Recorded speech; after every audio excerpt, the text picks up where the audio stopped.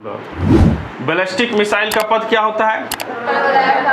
परवलयाकार। Ballistic missile का पथ और किस मोशन में ये गति करता है? प्रोजेक्टाइल मोशन, जिसको हिंदी में हम लोग प्रक्षेप्य गति कहते हैं। क्लियर है? और प्रक्षेप्य गति में अत्यधिक परास के लिए कितने डिग्री पर भेजना होगा? क्लियर है ना? मतलब थीटा का मान कितना रखना होता है? 45 डिग्री। पहले हम लोग क्या देखे? पहला देखे कि एनसीआर के तर्ज पर किसकी स्थापना? एससीआर, मतलब नेशनल कैपिटल रीजन के तर्ज पर, जो दिल्ली एनसीआर है इसी के तर्ज पर, कि कहाँ पे? यूपी में राज्य capital region, state capital region की स्थापना करने की बात कही गई है ना, यूपी सरकार के द्वारा। और इस यूपीएससीआर में कुल कितने जिले सम्मिलित होंगे? 6। कौन कौन था? किसको किसको याद हो गया? तो पहला है लखनऊ, दूसरा अच्छा सीतापुर ले लिए, तीसरा हरदोई, चौथा उन्नाव, रायबरेली और बाराबंकी। बताओ कितनी बार घर में जाके पढ़ा था? याद हो गया कि नहीं? अब इसमें से कितनों भी भूल जाओगे, ठीक है, और एग्जाम पूछेगा कौन एससीआर में सम्मिलित नहीं है, आराम से निकाल दोगे। क्या कानपुर इसमें सम्मिलित है? नहीं। पहले घोषणा की गई थी कि इसको भी शामिल करेंगे, लेकिन उसको हटा दिया गया। दूसरा देखे थे कानपुर देहात, तो इस दोनों को शामिल करना था लेकिन शामिल नहीं किए। कोई तरह की दिक्कत? ठीक। इसके डेवलपमेंट के लिए एक अथॉरिटी कंसीडर्ड की गई है, जिसके अध्यक्ष कौन होंगे? उस राज्य के, ठीक है। तो यूपी में ऐसा काम करने की बात कही गई, ठीक है। अब इसके बाद आगे चलेंगे तो आगे में देखेंगे इंपॉर्टेंट जो चीज था अभी तुम्हारा, कि एक मिसाइल का परीक्षण किया गया। और कैसे मिसाइल वाला है? बैलिस्टिक मिसाइल को मारने वाला मिसाइल है, ठीक है। और उस मिसाइल का नाम क्या था? AD-1, ठीक है। अच्छा बताओ, सबसे तेज मिसाइल कौन होता है? क्रूज की बैलिस्टिक? कल बताए थे। सबसे तेज स्पीड से, तो सबसे स्पीड से चलेगा क्रूज मिसाइल। सबसे स्पीड किसमें होता है? और लंबी दूरी अगर पूछ लेगा तो बैलिस्टिक लंबी दूरी की होती है, ठीक है। क्रूज चूंकि स्पीड वाला होता है, सतह के समानांतर चलता है, क्षैतिज, है ना। और एकदम इसका जो है रेंज कम होगा, रेंज मतलब कम दूरी तक जाएगा, और इसका स्पीड बहुत ज्यादा होता है, ठीक है। इसलिए इसका नाम क्या है? Cruise missile.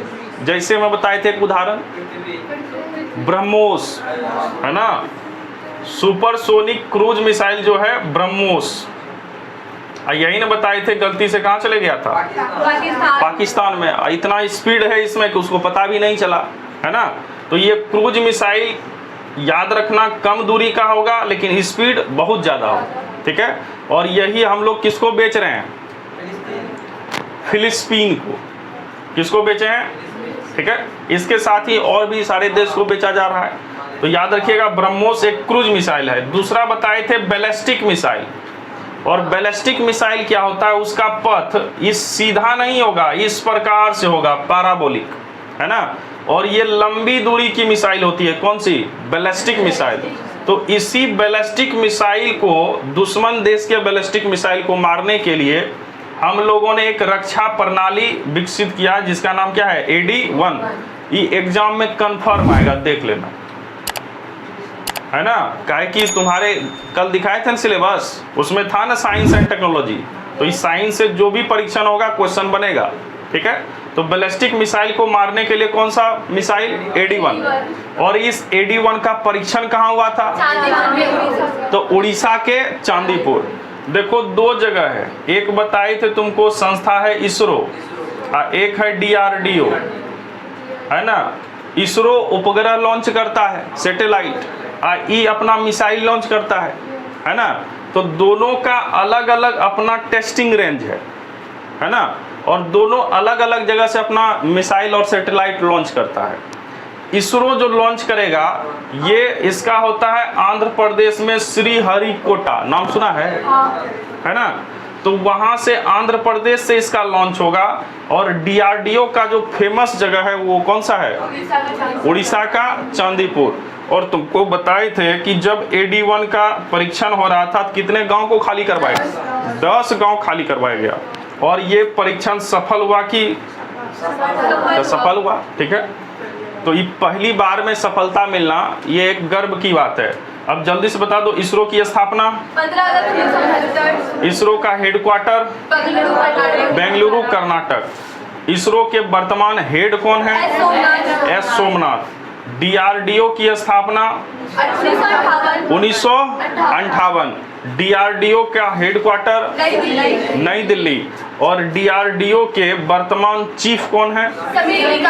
Sameer we Kamat. DRDO का काम क्या है?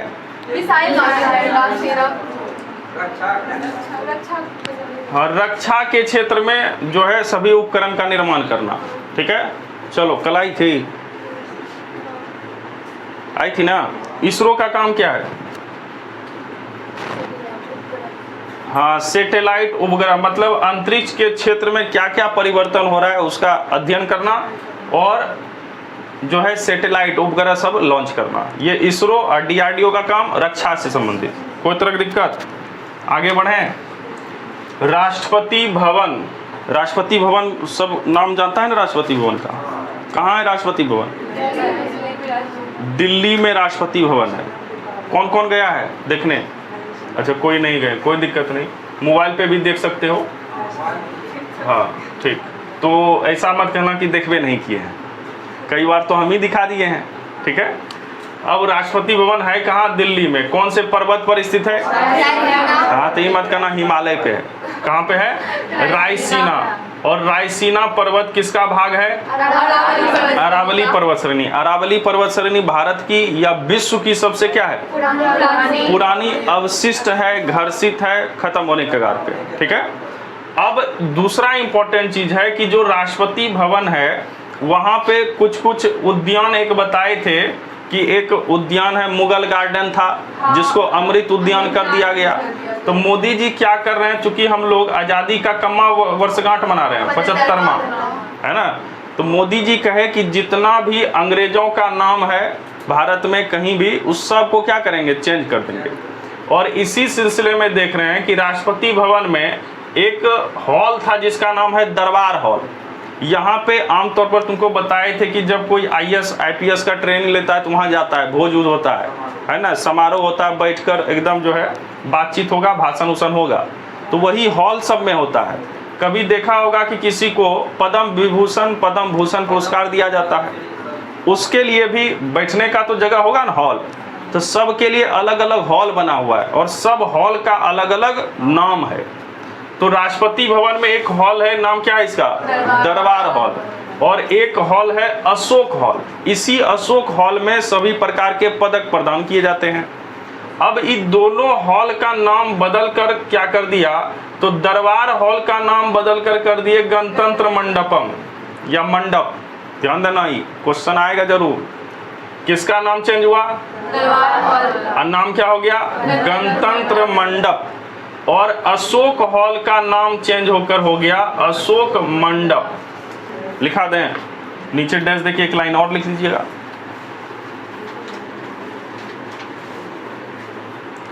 लिख लो, राजपथ का नाम बदलकर राजपथ का नाम बदलकर कर्तव्य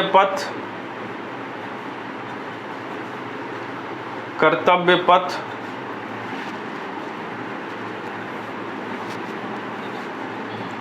कर दिया गया है। चलिए,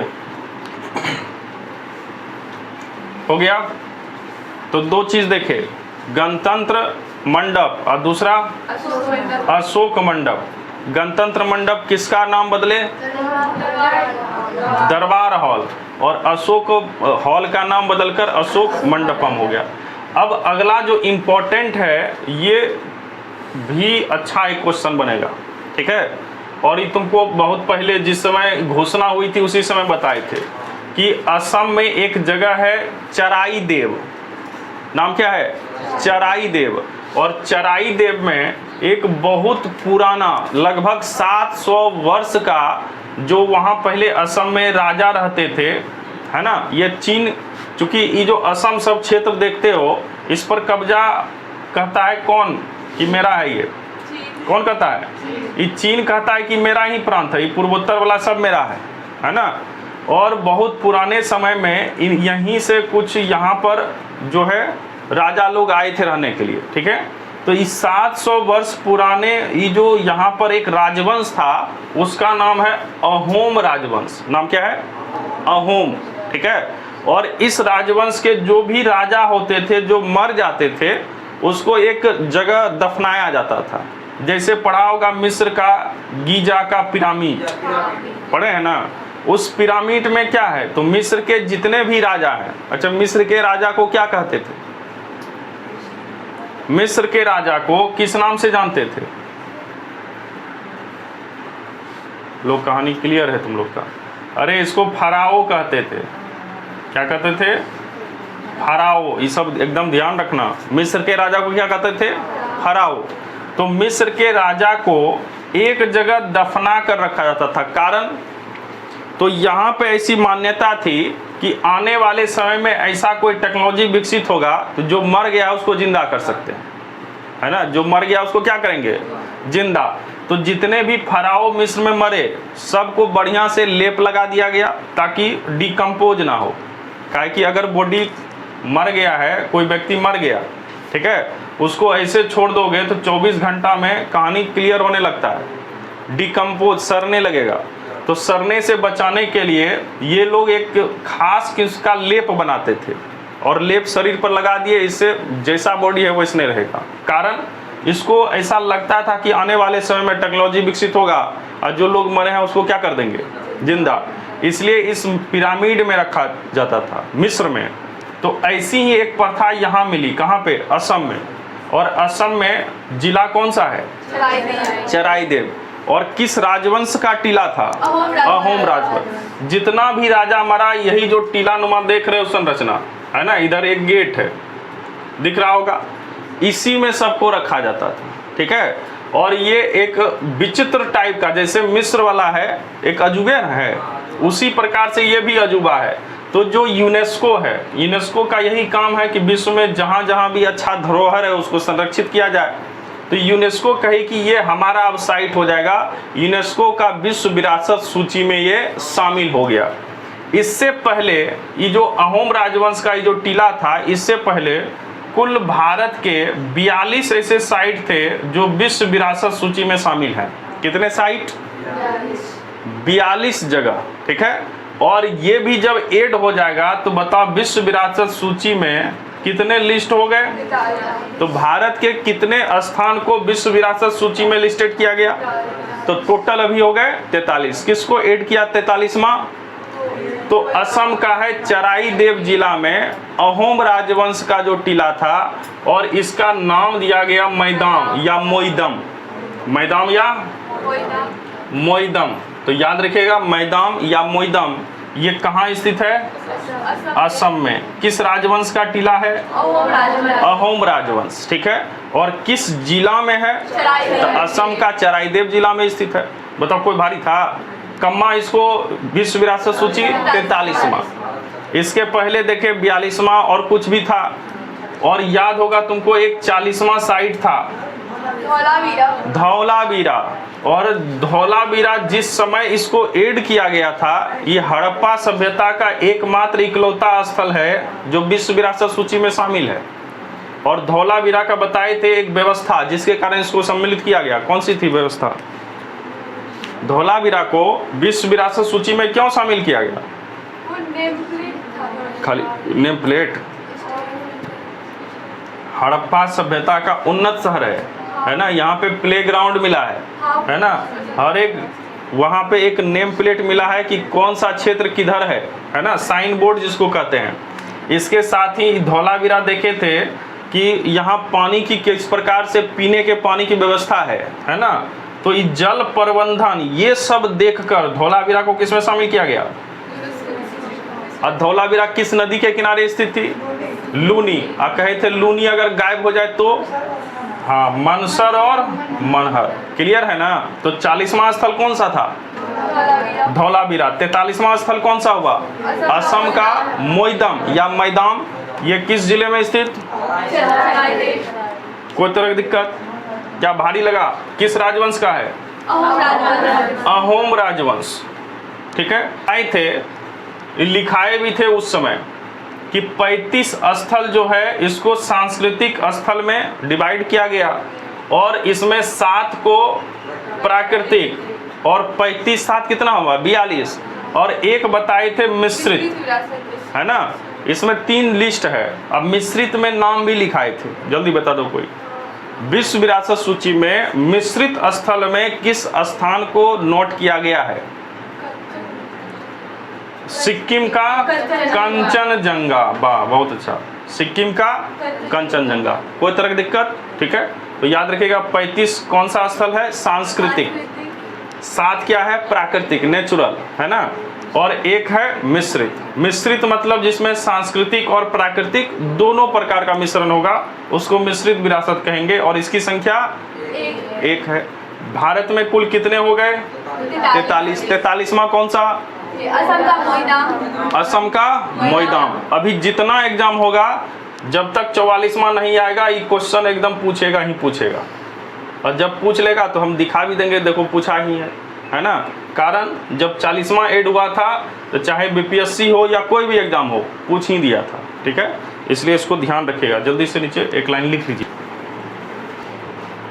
कैथेड्रल कहाँ पे स्थित? गोवा में। अब जल्दी बता दो कि जो चर्च बनता है, चर्च देखे हैं? एकदम देखा होगा, इस प्रकार से ऐसे रहता है। हाँ, तो ऐसा कौन सा चर्च देखे हैं? धन्य है जी, हाँ में हाँ मिला देता है सब। इस प्रकार से देखा होगा। ऐसा देखा है? हाँ देखे हैं, ये ठीक है ना। ये सूली है, इसी सूली में किसको लटकाया गया था? है ना। और किसने लटकाया था? वहां का गवर्नर कौन था? पोंटियस। कौन था? कौन था? पोंटियस। ठीक है।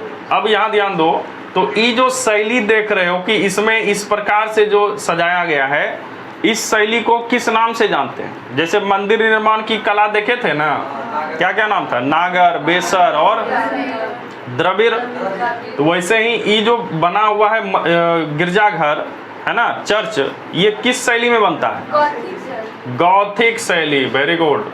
नाम क्या है इसका? गॉथिक शैली। हम ही पूछ दिए। अब क्वेश्चन पूछेगा कि बताइए मुंबई का जो चर्च गेट है, स्टेशन, कभी मूवी में देखा होगा कि स्टेशन का कैसा रूप है? स्टेशन तुमको सीधा सीधा लगेगा, चर्च ऐसा ही बना हुआ है। कभी देखे हो स्टेशन मुंबई का? मूवी देख लेते हैं, वो देखबे नहीं करते हैं। सीन उसका दिखाता है लेकिन देखता ही नहीं है। देखोगे तो ऐसा ही लगेगा। और वो सीधे तुमको लास्ट वाला 4 याद रखना, 41, 42, 43, 44 नहीं, तो 44 अभी आया ही नहीं है, जब आएगा तब रखना। 40 से याद रखना। 40 में कौन था? धौलावीरा। ठीक है। अब इसके बाद इधर चलेंगे तो इधर ही देखो, ये काकतीय वंश है ना, वारंगल में, तेलंगाना वाला 39वां था, 39। 40वां हो गया धौलावीरा। उसके बाद ये धौलावीरा तो हो गया। अब इस रैंकिंग वाइज नहीं दिया है तो हड़बड़ा नहीं जाना कि यहाँ लिखा है सर 33, आप बोल रहे हैं 40। तो रैंकिंग वाइज ये नहीं है। ठीक है, इसको अलग अलग करके लिखा गया, इसलिए यहाँ पे धौलावीरा तुमको कम्मा दिख रहा है, लेकिन है कितना? ठीक है। उसके बाद शांति निकेतन है, होयसल का मंदिर है, ये सब लिखाए थे जिस समय हुआ था, है ना। तो उसको जहाँ भी लिखाए थे एक जगह कर लेना है। ठीक है। उसके बाद असम का चौराई, क्लियर है, चराई देव वाला टीलानुमा, ये हो गया। और इसमें प्राकृतिक स्थल में काजीरंगा है और मिश्रित स्थल में भी क्या है? काजीरंगा। और काजीरंगा कहाँ स्थित है? सिक्किम। किस मसाले के लिए काजीरंगा, सॉरी काजीरंगा बोल दिए, कंचनजंगा कहाँ स्थित है? सिक्किम। और काजी, सॉरी फिर काजी आ रहा है जी, कंचनजंगा जो सिक्किम में है, ये सिक्किम किस मसाले के लिए फेवरेट है? कि छोटी इलायची? और छोटी इलायची? चलो तब तो एकदम ठीक ठाक है स्थिति। आगे बढ़ जाएं, चलो। इस जोरावर क्या है? तो कुछ नहीं है, एक तोप है। जोरावर क्या है? तोप है।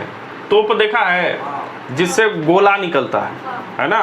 तो ये जोरावर क्या है? तोप। और ये एकदम लाइट व्हीकल है। लाइट समझते हो? हल्का। दुर्गम पहाड़ी इलाकों में भी चढ़ने के लायक एकदम बनाया गया है, चूंकि जितना भी तोप रहता है वो भारी भरकम रहता है ना? एक नाम सुना होगा T-19 भीष्म, भीष्म, अर्जुन, ये सब किसका नाम है? तोप का, टैंक का। तोप को ही इंग्लिश में टैंक कहते हैं, इसलिए इसका शॉर्ट टी से लिया जाता है, ठीक है? और ये गोला फेंकता है और उतना ही वजनी होता है। अब वजनदार लेके तुम पहाड़ पे चढ़ोगे, लद्दाख में जाओगे, तो इसके लिए लाइट एक व्हीकल बनाया गया है। लाइट मतलब हल्का, और उसका नाम क्या है? जोरावर। और ये जोरावर जो है एकदम मॉडर्न टेक्नोलॉजी पर स्थित है कि अगर कहीं पर केमिकल सब भी छोड़ा जाएगा तो ये ऐसे पैक हो जाएगा कि एक धुआं भी अंदर नहीं जाएगा। अंदर में जो भी व्यक्ति होगा सब बचा रहेगा, ठीक है? तो एकदम नवीनतम टेक्नोलॉजी से है। और कैसा है? विदेशी, स्वदेशी, अपने घर में बना हुआ है, ठीक है? तो याद रखिएगा, जोरावर क्या है? एक प्रकार का टैंक है। नेपाल में क्या हुआ? तो नेपाल में भी अस्थिरता बनी हुई है, और नेपाल में नए नए जो है प्रधानमंत्री बने हैं। नाम क्या है इसका? केपी शर्मा ओली। तो तुमसे यही पूछेगा नेपाल के प्रधानमंत्री कौन है अभी वर्तमान में, तो याद रखिएगा केपी शर्मा ओली। बस कुछ और पढ़ने की आवश्यकता नहीं है। नीचे एक लाइन लिख, कमला हैरिस, ये भारतीय मूल की महिला है। और भी वर्तमान में क्या है? ये वर्तमान में क्या है? तो अमेरिका की उपराष्ट्रपति हैं। अमेरिका का उपराष्ट्रपति, वाइस प्रेसिडेंट हैं कमला हैरिस, ठीक है? और अब की बार जो चुनाव होगा वहां पर ये राष्ट्रपति का उम्मीदवार हैं उस पार्टी से, है ना? और यहाँ पर दो पार्टियां चलती है, एक रिपब्लिकन और दूसरा है डेमोक्रेटिक। याद रखना, पार्टी भी कई बार पूछ देता है। तो दो पार्टी, एक का नाम क्या है और दूसरा डेमोक्रेटिक। तो डेमोक्रेटिक पार्टी से रिलेटेड है उनका, किनका? कमला हैरिस। और वर्तमान के राष्ट्रपति कौन? जो बाइडन। तो जो बाइडन का जो संबंध है किस पार्टी से? Democratic party, democratic. और ये जो फोटो देख रहा है डोनाल्ड ट्रंप का संबंध किससे? रिपब्लिकन पार्टी, ठीक है? तो इसी संबंध में चुनावी सभा करने गए थे। जगह का नाम है, अमेरिका में एक क्षेत्र है पेंसिल्वेनिया। नाम क्या है?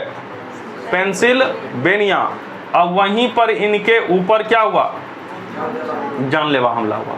बस कहानी क्लियर, और इसमें कुछ पढ़ने की आवश्यकता नहीं है। मर गए कि बच गए हैं? बच गए हैं। तो याद रखिएगा, दो पार्टी, डेमोक्रेटिक और रिपब्लिकन। नीचे दो लाइन सिर्फ लिखना है। ये हमला लिखाने का एक पर्पस है। कारण क्या है? तुम लोग सुना होगा अफगानिस्तान में पहले अमेरिकी सेना थी, है ना? और अमेरिका भागा कहाँ से? अफगानिस्तान से। और जब भागा तो अपना सब बोरिया बिस्तर समेट के भागा, कुछ उपकरण वहीं छोड़ दिया, हवाई जहाज सब।